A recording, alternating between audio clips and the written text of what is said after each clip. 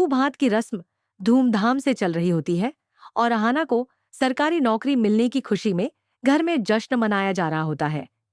लेकिन दूसरी तरफ पीसी मोनी और पोल्टू इन खुशियों को बर्दाश्त नहीं कर पाते और गुप्त मीटिंग कर मंजली की जिंदगी बर्बाद करने की साजिश रचते हैं।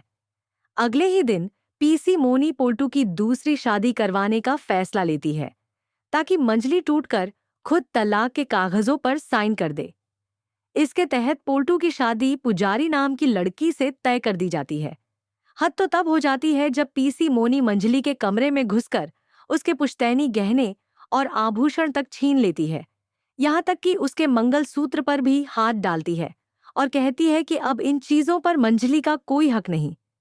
यह सब देखकर मंजली भीतर तक टूट जाती है और खुद को कमरे में बंद कर लेती है, जबकि आंगन में पोल्टू और पुजारी की शादी का मंडप सजने लगता है।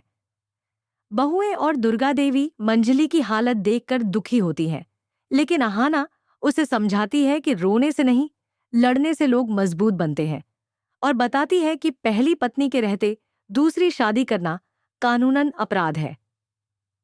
अहाना मंजली को लेकर पुलिस स्टेशन जाती है और ठीक फेरे के समय तेज सायरन के साथ पुलिस इंस्पेक्टर और मंजली घर में प्रवेश करते हैं।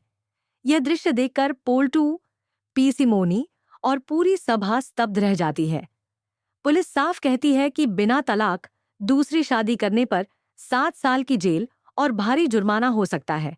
डर के मारे पोल्टू कांपने लगता है और उसे अपनी गलती का एहसास होता है। अहाना की समझदारी और हिम्मत से मंजली को न्याय मिलता है और पोल्टू को बड़ा सबक। अब आगे इस कहानी में क्या तूफान आएगा, यह देखना दिलचस्प होगा।